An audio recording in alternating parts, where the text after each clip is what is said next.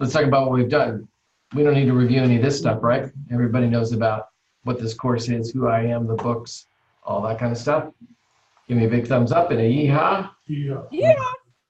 Thank you. Everybody knows and has a copy of your important documents, including your acceptance letter, a passport. You know how to access the manual and these great free resources about tests. Yep. Yes. Waiting on the thumb. There we go. Perfect. Thank you. Everybody knows how to use Zoom. Yes. All right. Everybody's got the book and knows these are the links for the book information. I'm not using MindTap right now, but you should be able to get into it anyway. If you get into one, you should be, well, if you get into one. I was using the 14-day free trial, but now it's up, so. Well, you don't need it for my class, but you may need it for Dr. Gresham or Dr. Fowler's class. I have it, but every time I try to access it, because I did the online, I don't have the actual book, I did the online code. Everybody did the assignment, little form, information about you. Oh, you got to go there. Yep. We down there. This is the first couple of weeks of class. Everybody knows this is all about critical thinking, which is all about knowing the outcome of what you want to achieve when you're doing something. So thinking about what's the outcome that you want to achieve when you are reading a textbook, when you're filling out a form, when you're talking to a person. We're always trying to keep in mind, what are we trying to get out of this? Did you watch that video I sent? Yes. I was complimented. I said, that's nice. It was all about critical thinking, really, about having intentionality and then being focused on what, being really focused on a goal that you want to achieve. Yeah, so yeah, great. I should add it to my resources and take credit for it. That's the way to do that. Everybody's filled out your field application form? Perfect. Yes. So we'll be talking to Dr. Fowler about that, and we'll be talking about resumes. Everybody's registered for PCIT. We already got one person who's finished. We got another person at the other campus that just finished last week. I finished when I emailed you, Bill, last week. Two people have finished. I finished too, but I haven't printed out my certificate. Yeah, you know what? I don't believe it until you guys take it. Anybody, Well, how do you get? until you get the certificate. Well, how do you get the certificate? I hadn't got one either. It's up on the There are instructions on how to get the certificate right here. How to Right check where? progress, Thank you. print out your certificate. Thank you. Wait a minute. Is that Where one? is it? Yeah, wait a minute. Wait a minute. Yeah, that's why I hadn't gotten it. Oh, no. No, it's right Where? right here. Click here. Click there. Okay.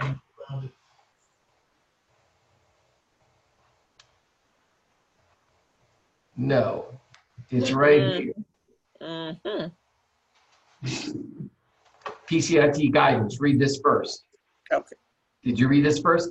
How to receive your certificate of completion when you finished all the modules. Well, I sure did complete them, but I didn't read that part. Well, go figure. Go figure. So minus 100 points, and you need to redo the whole thing over again. Yeah, right. All right. Reviewing generalist principles. So for our new people, what makes us special as social workers? What do we do that's different than other professions? Think critically.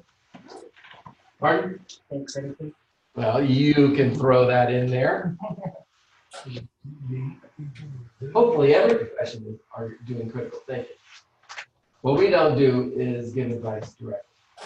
We meet people where they're at. Yeah, trying to meet people where they're at. We try to understand their pie. We try to understand Who they are. why They do. their problem is hard for them and hard for everybody around them. Because if it was easy to fix, somebody else would have done it, or they would have done it. So then we got to figure out, why is that so challenging? So our perspective, when we trust our process, it helps us gain a relationship with the client. It helps us to build a glue with them. We have a way of questioning, receiving information where we give it back to them that let them know that we don't have any agenda to tell them what to do, that we're truly trying to partner with them in getting a desired outcome. And then we've got a skill set in order to do that. So we trust the process. Practice one is largely about the process, but it is a critical thinking process that has a beginning, a middle, and an end. Remember that whole little thing that I wrote about? Where's that little piece of paper? Was it this one? The one? Yeah, this text. Remember when I wrote this whole thing out? We have a beginning, The process. middle, Yes. and an end. First, we're exploring, gathering data. We do all this to gather the data. Then we're in an implementing time where we're implementing a treatment plan. And then we do termination. So all it's sort of practicing one kind of thing, but we want to keep that in mind here as we go into working is that we still have a beginning, middle, and end. We still have a exploration, implementation, and termination that we're going to do to our work. Bridget, there we go. She'll never know. And then we talked about our modes of intervention. What are the 3 ways that we try to change people's lives? I got that wrote down. Thinking. Behavior, structure. What's the other word for thinking that we use? Cognitive, right? We have cognitive, behavioral, where we pay attention to reinforcements, positive reinforcements, negative reinforcements. And structural, what's structural? We change something physically. When we change something in the environment, either the external environment or the internal environment. What's an example of a change to your internal environment? Internal? Internal. How do you change your internal environment? All I can think of is Hint, medicine. I'm doing it right now. Take the medicine. Stop drinking. Make sure you take the medicine. Your health. I just took a little shot of little magic that's in here. Need to know you to find out. Share. But if it was coffee, then the caffeine Is yours. is going to start affecting my bloodstream, start stimulating all sorts of neurons, and boom, create changes. Heard a psychologist this morning, Jonathan Haidt, H-A-I-D-T. He did evidence-based researcher, looking at large collections of studies. He said the 3 things that will change people's happiness or help lift them out of depression. Sleep. I believe it now. Nope, but it's a good idea.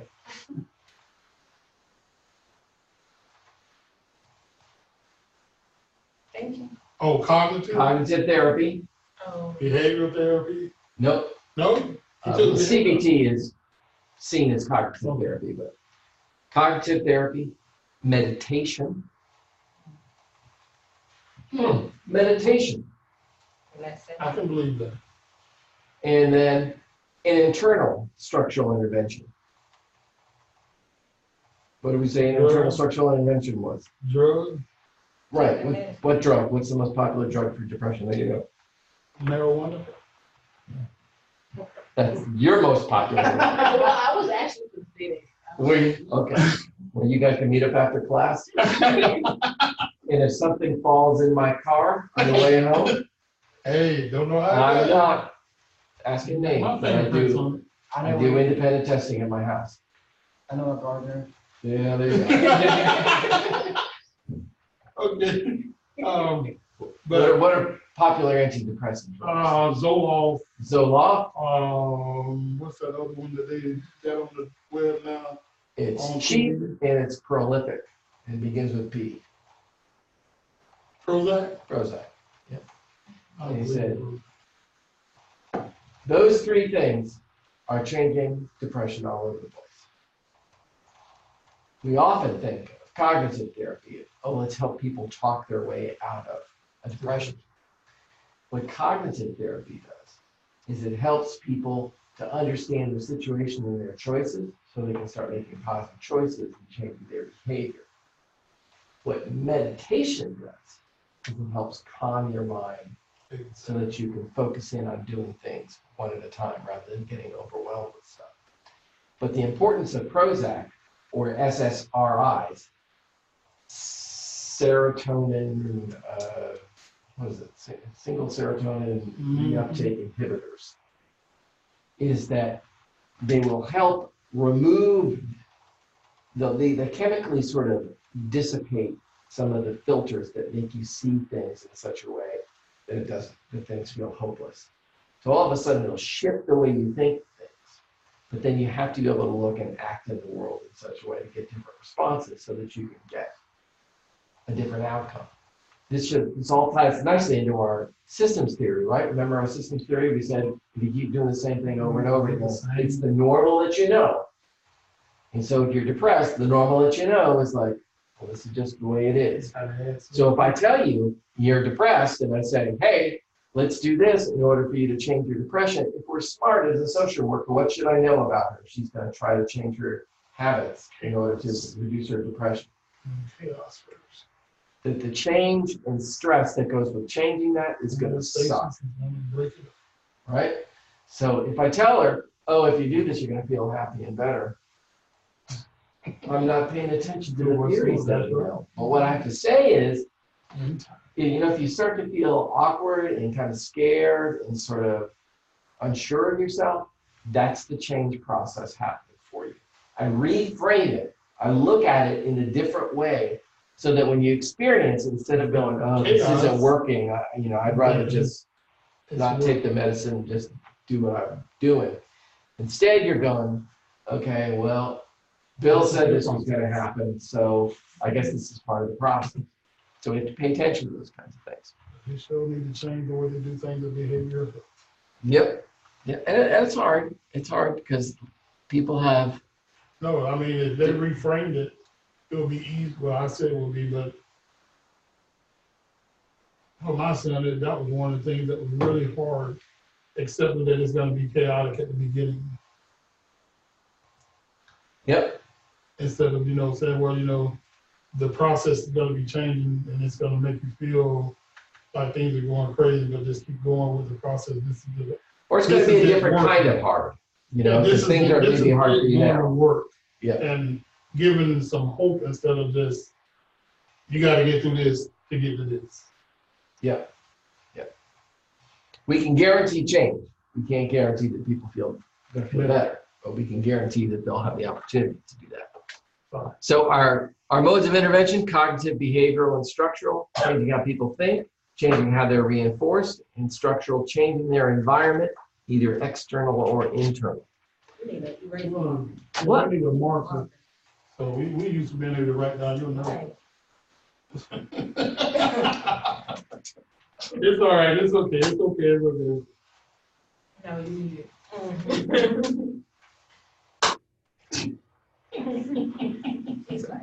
I'm just trying to avoid See how the chaos happens? having to leave my class. Once I start with you, I don't want you to feel abandoned. I don't want you to have abandonment You see issue. how you created that chaos in our home space? Okay.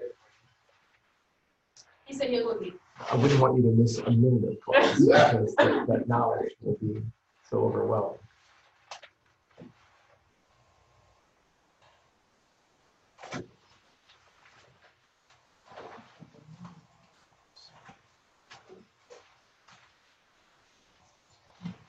Cognitive behavior.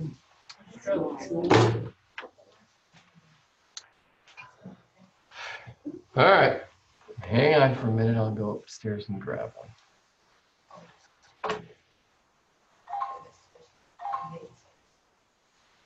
Internal and external, right? Intervention. We got cognitive, behavioral, structural. Then you mentioned 3 other things up underneath there. I know dependent, independent, so. Well, it said for structural interventions that they can be external or internal. Yeah, there you go. So, but all of this stuff, that's the review stuff. So then we got into the new stuff. So each time you see one of these titles here, it should mean something to you. So when you see dimensions of family experience, you should know that there's so many variables that occur with families. I mean, that's what all of this is about, is explaining there's so many different kinds of family structures out there. It's impossible to define what is normal or a usual family. So then what I did is I gave you my definition of family. And it was based upon the fact that social workers are supposed to work with families to help them with problems, help them increase their functioning, right? So I said, my definition of a family is the private system. So those are the people that are inside two walls, the private system that's organized around a problem. So when I say that, that should make sense to you, because it's really important that you get that, because that's what we're talking about. That's why we're thinking on a different level here. It's a private system as opposed to a public system. That is who the family is outside of the house, but it's how they interact with one another in the house. So you guys all came from families or private systems yourself, and you have hundreds of systems in that house. It's not just one thing. It's how you, all right, what are the responsibilities around taking out the trash? What's the responsibilities around how we're going to talk with each other about problems? How we handle money? How we deal with hardship? How we talk about feelings and stuff like that. Good. How you say your system, is within that house. But for example, if I have, a set of property that's got 3 houses on it, one big house in the middle, and that's where the grandfather and the uncle live. And then to the left is where the mother and the stepdad live. And then behind them, by himself, lives the son. You're killing me. Nobody ever lives that way. But they meet. They eat together in the center house. They have responsibilities that they share. Remember what I said. It's the system organized around the problem. The problem, right? So depending on what the problem is, that's going to define what the system is. So everybody who's involved with the problem or impacted by the problem is part of the problem system. So if you say that's over a couple of different houses, but these are people who all know each other really well and they live with one another, then I can kind of go, yeah, okay. In general, though, it's going to be the people in a house. So think of a situation of child abuse or child sexual abuse, right? When you say, well, the siblings of the kid aren't involved in the system with sexual abuse, because that was a private thing that happened between maybe the uncle and the girl. No, not really. Everybody's involved in the system. Why? Because everybody's behavior allowed it to happen. Not allowed it like I gave permission, but allowed it in terms of what I did made that possible. You get what I mean? Mm-hmm. We're not talking about blame. Everybody nod your head with me if you get this. Because I'm not saying just because, no, that was a circular. No. I'm paying attention here, all right? It means that the way you acted in the house, the way you behaved, enabled that to happen. So that means, well, I just went to my bed at night and I didn't hear a thing. Mm. Well, if you didn't go to your bed at night and you stayed with that sister all the time, there would have been a different outcome that occurred. But again, it's not a blame thing. It's how, what I want to know is I want to be able to observe this system. How does it occur? Organized around the problem. So this section on the dimensions of family experience, the important piece for us to know about that, there's no normal family, there's too many variables, and that therefore the definition of family has to do with the outcome we want to achieve. The outcome we want to achieve is to help a family with their functioning, especially around a problem. So we're interested in what is the private system between two walls that's organized around a family problem. Everybody good? Give me an amen, lift it up. Yeah, all right, appreciate it. And I also asked you, for my practice one people, I said I want you to be awake and aware, awake to your own private experiences, that your own family, for better or worse, gave you an idea of what was normal and what was abnormal, and aware that you hold those standards when you look at other families. And the best that you can, try to let them go. I let them go. Don't ever assume you're neutral and don't hold me biases. Just be awake and aware of them, and then try to see other people for who they are, because that's how we collect objective data. What's the difference between objective and subjective data? Objective is what is real, what you can see. You can really grow your voice. I had no idea that you could do that so well. But you're absolutely right. So 200 points to you. And minus 50 over here for moving your mouth and not saying anything. You get what I'm saying? Objective data, we want to see what's real. Because if you write that down in a report and that goes to court, a judge is going to take a look at that and say, can you substantiate that? And you can say, yeah, 100 people could walk in a house and they'd all see the same thing. They'd all observe the same thing. Everybody good? All right. So that was the point of that one. And that's why I wanted, when I asked you about your definition of family, I'm trying to get you awake, talking about your own family, being aware of what you see and what you hold as important values in your family. Then, started talking about my favorite. Started talking about systems theory, right? And I said systems theory helps us understand why it's so hard to create change and what's normal out in the world. And so when we look at systems theory, it says that normal tries to maintain itself. What was the big fancy word I had for a system that maintains itself? Homeostasis. Homeostasis, that it tries to stay in the same state. And then I showed you this little process of where you have a system, and I said if that system goes through change, that was our symbol for change, right, with that triangle, then that equals our chaos and stress, and the natural inclination of the system is to do what? Return to homeostasis. Return to the old homeostasis. And that's why it's so hard for us to create change.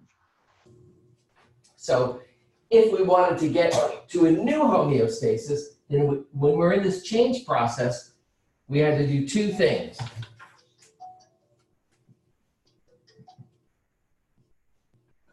New homeostasis. What were the two things that we had to do in order to get to a new homeostasis? Maintenance and reinforcement. Yes. Can you explain that to me? What do we need to maintain? You gotta stick to it. You got to stick to the change, Change. maintenance of the change, and then reinforcement, This week, what is that? which can either be positive, and a positive is what? A Reward. reward, and a negative is a No reward. punishment. Yeah, or withholding of a reward. That's one way to do that. But we have to feel like that change gives us a positive reward, like the results of it are making us feel good, and then we can maintain a new homeostasis. And then we start talking about family systems theory. And with family systems theory, I was talking with you about the fact that if we take a look at a family and a group of people interacting together in a pattern, and we disrupt that pattern, we can predict who's going to be held to pay for it, right?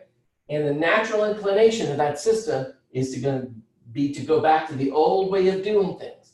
And in fact, if you are the change agent, if you're the one person in the family that went to drug rehab and you're coming back in there and you've got a new set of skills, you're bringing change into this old family system. And guess what the system's going to do? It's going to be in chaos against the new you, and it's going to want you to go back to the old way. And you say, well, I'd never want him to go back to using drugs again, would I?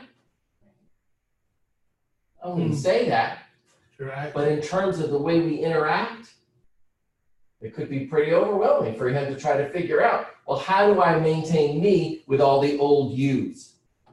It's easier to be the old me with yous because the old me medicated myself so I didn't have to deal with the BS of you guys.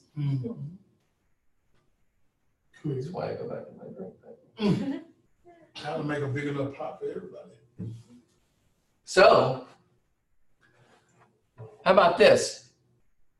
I'm going to pause the recording for just a second because I'm going to show you this video that I found this week that was having watched that video, we can now see how social workers would have a huge role in helping folks in that kind of situation.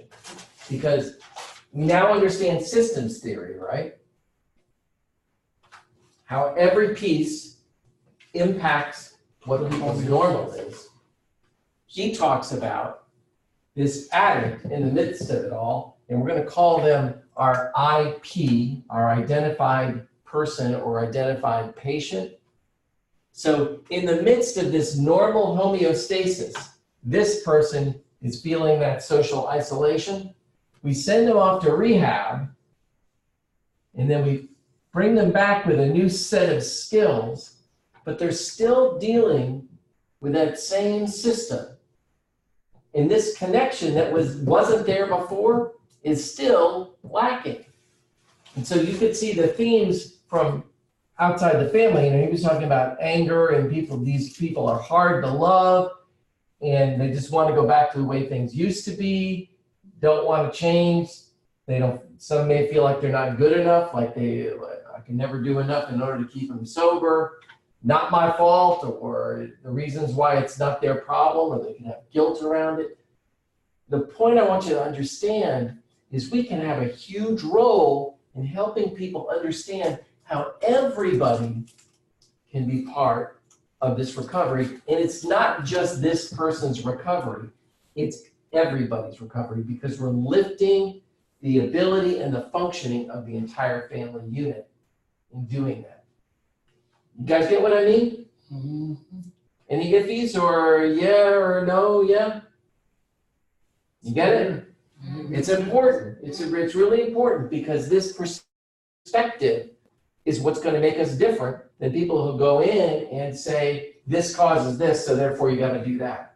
What we say is, I need to understand the system in which this person's substance abuse happened, and then how, when they re-enter into that system, the pieces shift enough so there's room for that recovery to be there and for this person to get what they need, which is ultimately what these other people will want if it's deepening of relationships. It all depends on how much baggage. I mean, all of this is really romantic to say and very difficult to do. If I tell any of you, deepen a relationship with somebody in your family right now, you'd be like, well, maybe next Christmas when I'm going to give them a present or something like that. But so I'm not saying this is easy, but I'm saying this is the theoretical framework that we want to look at, right? So last week we started looking at the tools that we can use with this. So the systems theory is a perspective. And then last week I gave you the first tool when I said we can go in looking at this level of family functioning. And the great thing about this is it will guide us, 4. It will guide us in terms of what we need to do. Because if we see people on a level 1 or 2, which has to do with physiological safety, which is survival stuff, or with safety issues, we have to act right away. Remember what the term was for having to do things for people? It was concrete services, right? For levels 1 and 2, we provide concrete services. And you remember what I said was the perspective we needed to have when we were working with people on that level? Because we have to take action right away. What's the perspective you want to take with those clients in order to make life easy for you? What'd you say? Right. Strength. Strengths perspective, yes. Do you know why?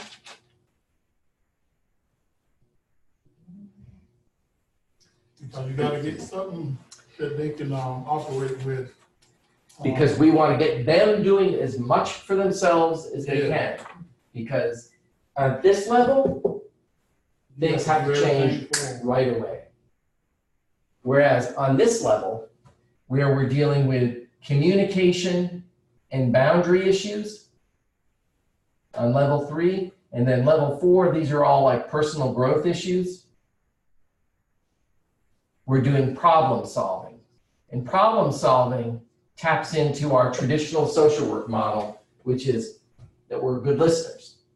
And then we summarize back and then we enhance people's ability to problem solve for themselves. So here, we're we're entering a family and we're listening and we're watching patterns and we're asking good questions. Here, we're jumping into action to make sure that a child is safe, that people have a place to sleep for the night, that they have food to eat. That's what I was going to, I was going to ask you a question. Did that question get answered? Mhm. Okay.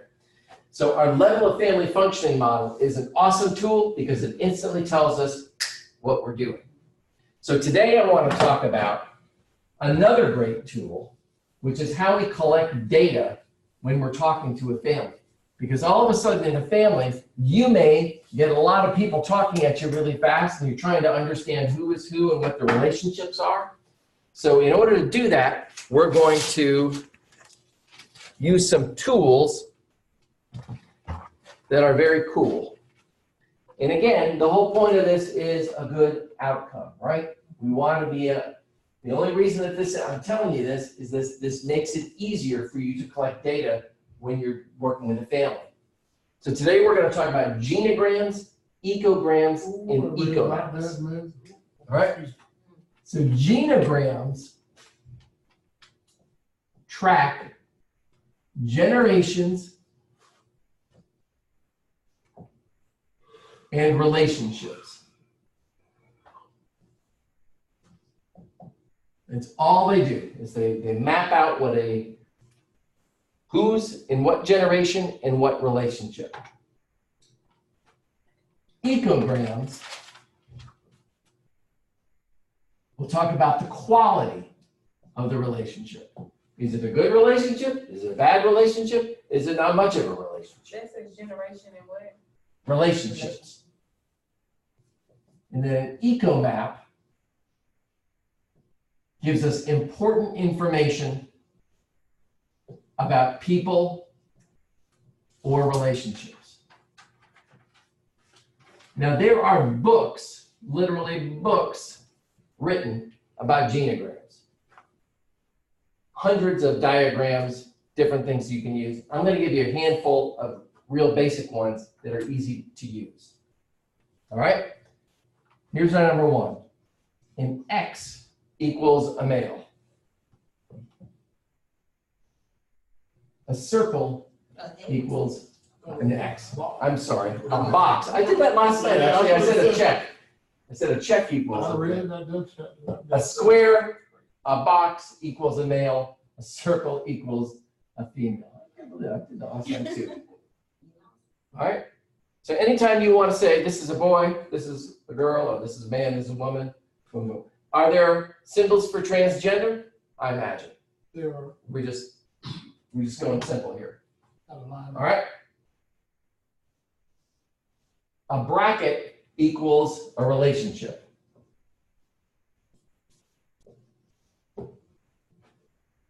Okay? A hashtag in the middle of a relationship equals a broken up relationship.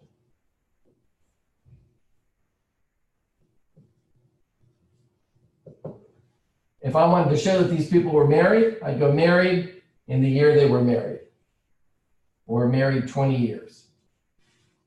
If they're officially divorced, I'd put a D and say divorced 5 years. Anybody follow me so far? What is that in the middle? That means that relationship is broken up. Above. Married 5 years, divorced 5 years. That's So an that's M. an M? Yeah, M dash or D dash. Married 5 years. Yep. All right. No, I missed it. If this connection, Bill, this relationship here has caused children, we pull a line straight down and then we show who they are. That's a boy, that's a girl. 1, 2, 3. What would this be?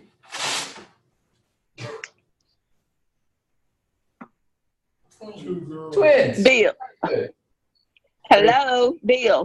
Yeah. I've been talking to you. Bill, can you put it on closer to the yeah, a little bit to the right.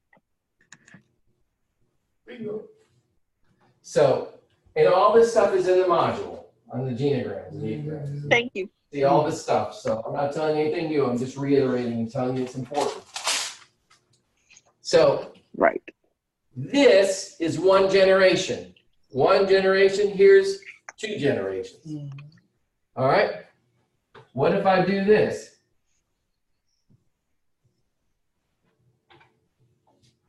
There's 2 girls and a boy. Twins? I can't really see it. Twins. So That's another bracket, they done got married, the boy done got married. Yeah, so Daughter-in-law, who's this person to that person? daughter-in-law. Right? Oh, that's a- This person to that person. Oh, grandparent. That's a grandparent, right? Generations, one generation, two generations, three generations, and relationships. Who's this? Mother and daughter. That's a mom. That's a pop. Who's that? That's sister, aunt. That's an aunt, right? It tells us relationships and the generations that they're in. Does it tell anything about how they get along? No. No. That's the quality of a relationship. Now I want to show you a few more things with the genogram. If I do this, guess what that means? See. See, They're dead. You do what? They're dead. And X. X means they're dead. Usually, in good form, I'm trying to put in people's names, Sue, and their age, 38. That helps me track who they are, what their ages are. So I'm going to leave that for now. Everybody get a genogram? Yes. No, but we were. What's a male? A box, Thank you. What's a female? circle. Circle. Relationship. Say that again? A bracket. Hashtag. A bracket. Oh, a bracket. That's right. Bracket. What's this? male and male, relationship. So relationship. Male couple, Mhm. right there. They got a kid? Can that happen? No. Through Oh, they adoption, can, yes. I mean. Yeah. They didn't have it, but. It just shows relationships, it doesn't necessarily have to be Yeah. biological. All right. Yeah. No. Oh, We just make a note about it. So what happens if Willie is on his third marriage? Here's marriage number 1. I got 3 slashes. Here's marriage number 2. Here's marriage number Gosh. 3. Three break. That broke up. That broke up. This one, give it a couple of days. How about this? You got children Baby from all of them. boy. We got He's 3 busy. different women. There you go. We got 2 boys and a Right. girl. So we can tell that the kids come from different relationships. So in the last one, would you put an M? In the. I don't know, Willie, did you M her? Did you M her? Look at that. Something's happening in Willie's house. They don't survive him. He kills them with love. Back up. The arrow, we got the, on this side, the first one with the arrow going up. That, What that mean? He was just pointing to the hashtag. nothing, I was just pointing the hashtag on that. All right? So this is the genogram. All right? Important symbols to know in the genogram: the box, the circle, the bracket, the hashtag. And to know how to draw the X's out for multiple relationships. I'm looking for grandparents. Kids always come from a relationship. Even if baby daddy's not around anymore, you draw an X and you put a question mark in there, you say NA, not involved, or not I'm applicable. available. But that sperm came from somewhere. I like that you do not to the side when the little intersection that the child has with the different spouses of the male could almost resemble maybe the relationship that they had to that step parent at that time. Yeah, well, we're gonna get to that right now. All right? Now. All right, now we're gonna talk about ecograms. Ecograms are easy. 3 of them. Solid line equals a solid relationship. Zigzag equals stress. Dash equals tentative. or no relationship, or very little relationship. So now, if I do this,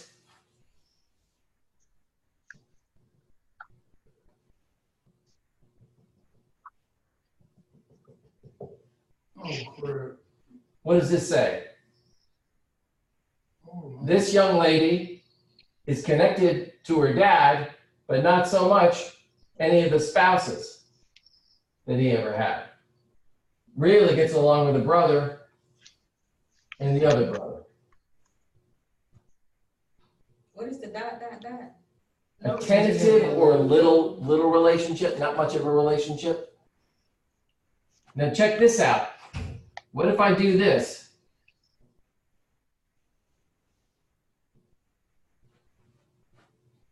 That means a solid relationship that can be conflictual at times. Right? This, conflictual all the time. Everybody get it? So now, when we start to look at one of these things, all of a sudden it pops with information. But remember, you're not just doing this for you, you're doing this for another social worker that might pick up your file next week. So you got to do it in such a way that they can look at it and go, okay, I see what you're saying. And we want to draw the most connections from the IP. Remember when I said the patient? The person that's important. So the last one I want to talk about, so ecograms are the solid line, the jagged line, or the dot.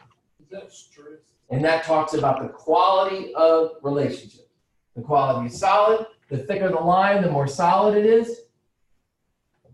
More jagged it is, the more stressful it is. The more dashes, the more tentative. Everybody with me? All right. Yeah. So eco maps are really, really easy. All it is, you're drawing a line from a person, putting a bubble, and putting important information in there. So,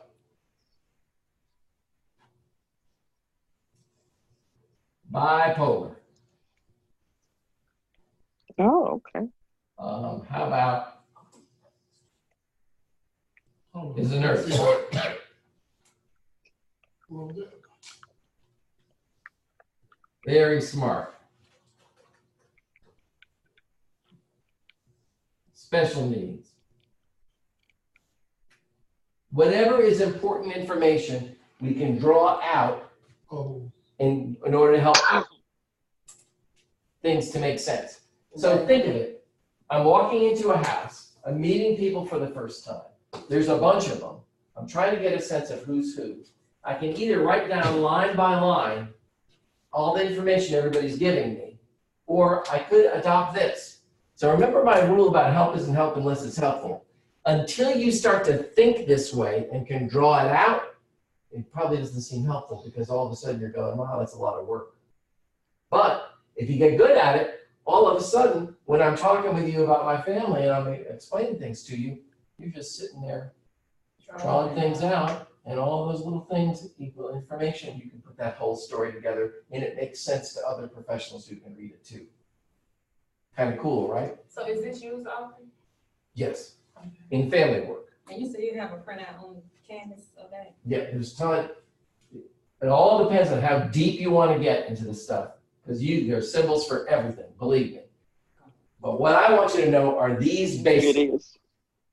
All of these basics. Okay. And your assignment for next week is to get me a genogram about you, 3 generations, 1, 2, 3. I don't care where you are. If you're the kid, then you're writing about your parents and your grandparents.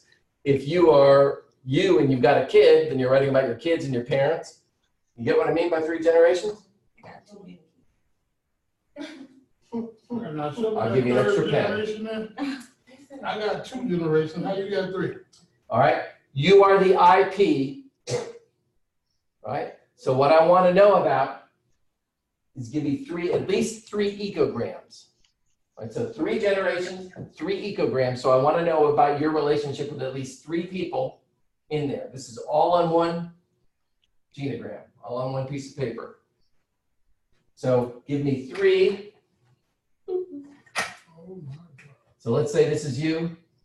There's 1, there's 2, Children. there's 3. All right, and then give me 3 eco maps. TU student.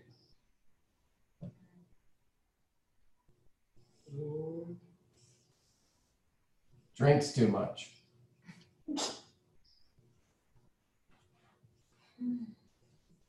Happy kid. I don't care. What I want to know is that you know how to do this. Do you have to do your own family? No. Remember I said in the beginning of the course, you don't have to give me any information that you're not comfortable giving me, but you got to do a family. So I need to see 3 generations, 3 ecograms, and 3 eco maps. 3 generations meaning, like me, my husband, and our kids. You and your husband are one One generation. generation. Your kids are another Another generation. generation. Your parents are another generation. Okay. Okay? Everybody get it? Got it. Any questions? And eco. Bill, I Nope. have a question. So we doing this for our family? That's what you're saying? That's my suggestion, but if you're not comfortable doing your own family, you can do another family. I've got one other thing that I forgot. All right? And that is, we also put in, remember our private system? Because all these people may not be in the same household together. We put a circle around people who are in the household. All right? So this tells us about this private system. So this gives us interesting information because what do you think to yourself? Why are these guys, where do these guys live if they're not in the system? If these guys aren't in the system together, then where is the wife living that the husband is inside the household?